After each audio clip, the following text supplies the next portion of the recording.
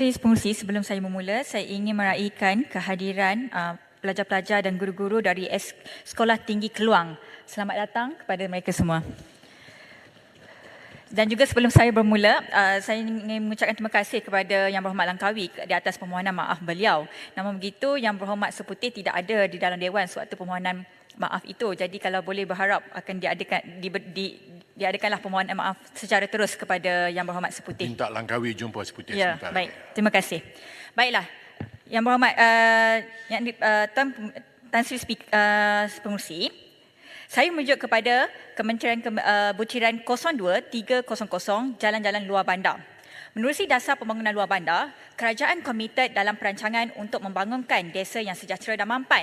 Sebarang usaha untuk merancangkan ekonomi dan menjamin kualiti hidup luar bandar yang tinggi perlulah didasari dengan pembangunan prasarana dan infrastruktur. Ini bagi memastikan jurang pembangunan bandar dan luar bandar dapat dikurangkan. Seterusnya, menarik minat pelabur dari bandar untuk berhijrah ke luar bandar. Dengan kelengkapan infrastruktur yang mencukupi, desa dapat dimajukan sebagai pusat pelancongan dan peranginan untuk meningkatkan ekonomi penduduk tempatan. Untuk itu, Bentong ingin memohon supaya jalan-jalan desa di Bentong diberikan perhatian sewajarnya. Ini kerana keadaan jalan yang teruk di sesetengah kampung perlu dinaik taraf bagi keselesaan penduduk. Pembangunan infrastruktur yang mencukupi akan meningkatkan lagi Bentong sebagai bandar eko pelancongan. Contoh-contoh kampung yang saya maksudkan adalah seperti kampung orang asli Sungai Penjuring yang masih lagi tanah merah untuk ke kampung tersebut. Seterusnya ialah saya ingin merujuk butiran 01707 pemasangan baru lampu jalan kampung. Saya juga menyuruh agar peruntukan sebanyak RM17.6 juta bagi memasang 60,000 unit lampu jalan kampung baru dapat mengutamakan jalan-jalan penghubung desa yang kebanyakannya tidak disediakan lampu jalan. Ini termasuklah kawasan-kawasan kampung yang menjadi kawasan pelancongan. Contohnya di kawasan Kampung Janda Baik. Saya kira semua orang tahu tentang Kampung Janda Baik adalah sebuah kawasan pelancongan yang kerap didatangi oleh mereka yang tinggal di kawasan Lembah Kelang dan sekitarnya. Namun begitu, pada keadaan malam, ia sangat membahaya kerana gelap gelita, kerana tiada lampu jalan yang bagus dan cahaya yang sangat bagus.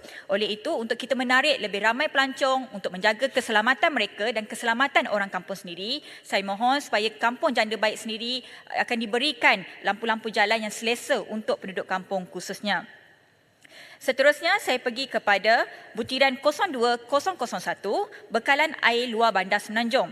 Bentong juga ingin memohon supaya bantuan air terawat ataupun air bersih dapat diberikan kepada kampung-kampung orang asli di Bentong yang masih lagi tidak mendapat air bersih dan sebagainya. Kerana contoh seperti kampung orang asli Sungai Dua Olak masih lagi menggunakan air daripada air sungai.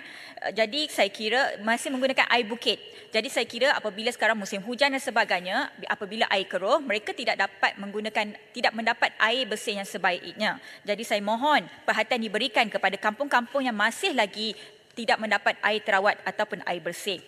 Seterusnya, kita pergi kepada butiran bernombor 02402 iaitu pengupayaan komuniti dan info desa. Penyelesaian masalah dan aduan kampung memerlukan pengurusan MPKK ataupun JKK yang berkepimpinan supaya dapat memastikan tadbir urus pembangunan kampung yang lebih cekap. Ini bagi memudahkan urusan koordinasi masalah penduduk bersama agensi-agensi kerajaan lain yang terlibat dapat mempercepatkan proses penyaluran bantuan dan penyelesaian aduan.